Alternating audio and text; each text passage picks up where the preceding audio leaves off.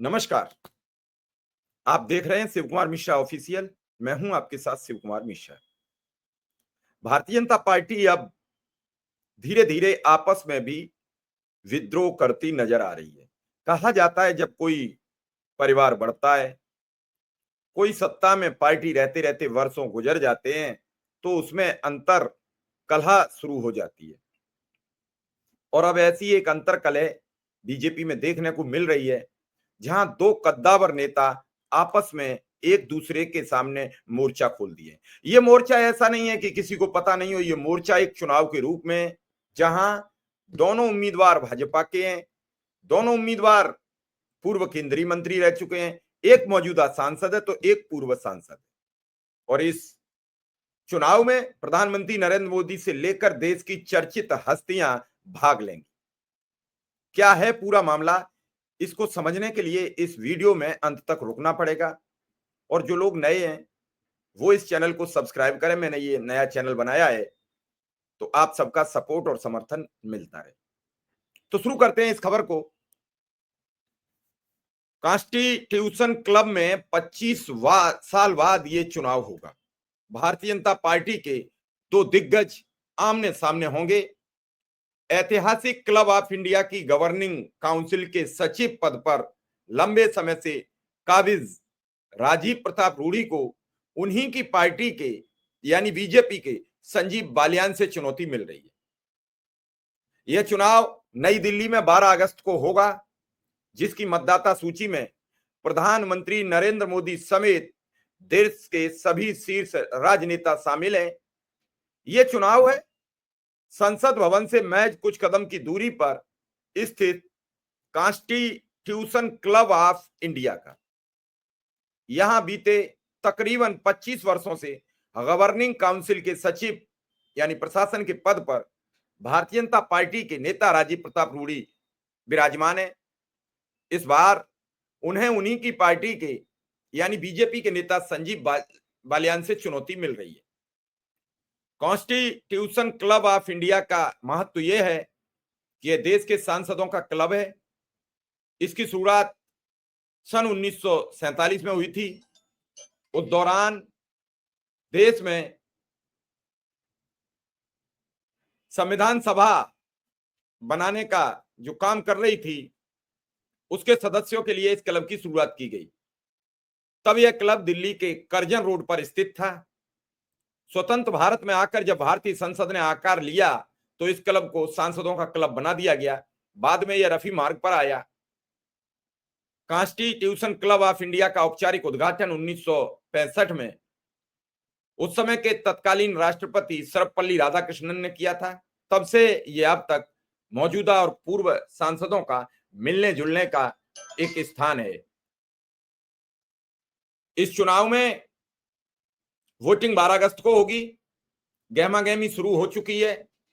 इसमें सचिव प्रशासन समेत 11 कार्यकारी सदस्यों का निर्वाचन किया जाएगा।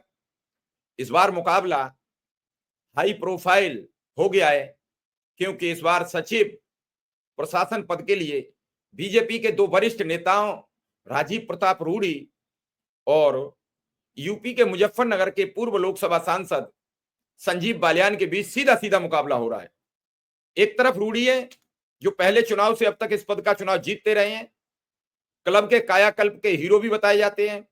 वहीं संजीव बालियान पिछला लोकसभा चुनाव हार गए थे। अब बालियान रूडी से दो दो हाथ करने के लिए मैदान में उतर पड़े हैं। क्लब की चुनावी परंपरा कोई नया सा असाधारण घटनाक्रम नहीं है। यह चुनाव चौथी बार हो रहा है। इससे पहले 2009, 2014, 2019 में चुनाव हो चुके हैं। इसके पहले भी बीजेपी के विजय गोयल, पूर्व राष्ट्रपति रामनाथ कोविंद क्लब का चुनाव लड़ चुके हैं। यही परंपरा क्लब की लोकतांत्रिक परिपक्वता को दर्शाता है। इस बार के चुनाव की खास बात यह है कि मतदान के पूर्व ही डीएमके के त्रिची शिवा सचिव संस्कृति, कांग्रेस के सांसद राजीव शुक्ला खेल सचिव और कोषाध्यक्ष के पद पर एपी जितेंद्र रेड्डी निर्वाचित हो चुके हैं। इन पदों पर दो दो नामांकन हुए थे, लेकिन नाम वापसी के बाद ये नेता निर्विरोध चुन लिए गए। कार्यकारी सदस्य के लिए 11 पदों के लिए कुल 14 नामांकन प्राप्त हुए हैं। इनमें शिवसेना, टीएमसी, एसपी यानी समाजवादी पार्टी, बीजेपी, कांग्रेस समेत सभी दलों के सांसद शामिल हैं। जाहिर है कि यह क्लब के अंदर राजनीतिक सहभागिता को दर्शाता है। इस पूरे मामले पर पूरे देश की निगाहें जुटी हुई हैं कि आखिर इस चुनाव में बीजेपी के ही दोनों दिग्गज आपस में चुनाव क्यों लड़ रहे हैं। जहां कहने सुनने में आ रहा है कि राजनाथ सिंह का पूरा पूरा हाथ राजीव प्रताप रूडी पर है, तो अमित शाह का हाथ संजीव बालियान पर है। और देखना यह है कि इस क्लब पर इस बार कब्जा किसका होगा। क्या शाह खेमे के संजीव बालियान इस चुनाव में परचम लहराएंगे, या राजनाथ सिंह खेमे के राजीव प्रताप रूडी अपना अश्वमेघ घोड़ा जो दौड़ रहा है वर्षों से, वो दौड़ता रहेगा।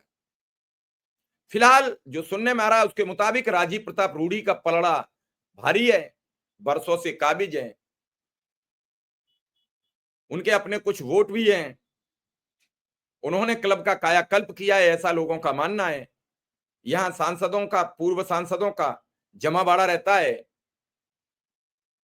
ऐसे में अब देखना यह है कि भारतीय जनता पार्टी की इस अंतर कलह में ये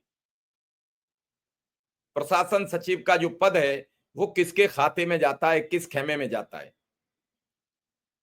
लोगों का मानना है कि चुनाव को रोचक बनाने के उद्देश्य से इस चुनाव में दो बड़े महत्वपूर्ण लोग कूद गए हैं, और इसका असर क्या होगा इसकी अभी कोई चर्चा नहीं हो रही है। कॉन्स्टिट्यूशन क्लब ऑफ इंडिया में यह पहली मर्तबा नहीं है, इससे पहले भी चुनाव होते रहे हैं। हमने अभी आपको बताया कि कॉन्स्टिट्यूशन क्लब ऑफ इंडिया के चुनाव में बिहार के राजीव प्रताप रूडी बनाम उत्तर प्रदेश के संजीव बालियान के बीच हो रहा है। यह चुनाव बिहार और उत्तर प्रदेश के बीच फंसा हुआ है। अब देखना यह है कि इस बार ये बाजी किसके हाथ लगेगी। क्या बिहार के राजीव प्रताप रूडी उत्तर प्रदेश के संजीव बालियान को हरा पाएंगे? दिल्ली में प्रतिष्ठित कॉन्स्टिट्यूशन क्लब ऑफ इंडिया के सेक्रेटरी एडमिनिस्ट्रेशन के लिए चुनाव होना है। सभी वर्तमान और पूर्व सांसद कॉन्स्टिट्यूशन क्लब के सदस्य होते हैं। राजीव प्रताप रूडी 25 सालों से क्लब के सचिव हैं। उनके सामने इस बार के चुनाव में बीजेपी के पूर्व सांसद संजीव बालियान उतरे हैं। राजीव प्रताप रूडी के पास राजनाथ सिंह के अलावा बीजेपी के अन्य दलों के सांसदों का भी समर्थन माना जा रहा है। बालियान अमित शाह गुट से हैं, उनके लिए निशिकांत दुबे लॉबिंग कर रहे हैं। 12 अगस्त को चुनाव होना है, उसी दिन परिणाम भी आ जाएंगे। बीजेपी की जो भीतर गुटबाजी चल रही है उसमें भी यह तय हो जाएगा कि कौन सा गुट भारी रहा, और फिर उसी हिसाब से आगे की परिणति शुरू होगी। यह चुनाव बहुत कुछ लिखता पढ़ता नजर आ रहा है। जहां संजीव बालियान, जिन्हें जॉर्ज लॉबी, अमित शाह, निशिकांत दुबे का आशीर्वाद प्राप्त है, वहीं दूसरी तरफ 25 वर्षों से पद पर काबिज राजीव प्रताप रूडी, जिन्हें ब्रजभूषण और योगी का आशीर्वाद है। सारे सांसद इसके वोटर होते हैं। अब देखना यह है कि योगी के समर्थन के बाद क्या राजीव प्रताप रूडी इस चुनाव में जीत पाएंगे। 25 साल से इस पद पर रूडी जी काबिज हैं, और दूसरी तरफ जो संजीव बालियान जी मैदान में उतरे हैं वो पूरे नए हैं। बालियान जी का प्रभुत्व और कद 2014 के बाद बढ़ा है। राजीव जी उस दौर के नेता हैं जिनके डिबेट पैनल पर सामने आते ही श्रोता शांत चित्त होकर केवल सुना करते थे। सुधांशु त्रिवेदी के मार्केट में आने से और एक छत्र राज्य पर हावी होने के पहले राजीव जी भी एक प्रभावी प्रवक्ता हुआ करते थे। बीजेपी में वो अटल आडवाणी के साथ भी मंत्री रह चुके हैं, पुराने नेताओं में गिने जाते हैं। लेकिन क्या इस बार वो पार्टी में ही बना ये उनके खिलाफ कुचक्र तोड़ पाएंगे? कौन से गुट की जीत होगी, कौन से गुट की हार होगी, ये नहीं कहा जा सकता, लेकिन इस हार जीत का परिणाम उत्तर प्रदेश की मुख्यमंत्री की कुर्सी तक जाएगा। इंतजार रहेगा हमें 12 अगस्त का, और बातचीत करेंगे। 12 अगस्त के बाद बहुत कुछ बदला बदला नजर आएगा राजनीतिक परिकल्पना में। तो फिलहाल इस खबर में इतना ही, फिर किसी खबर के साथ हाजिर रहूंगा। धन्यवाद और नमस्कार।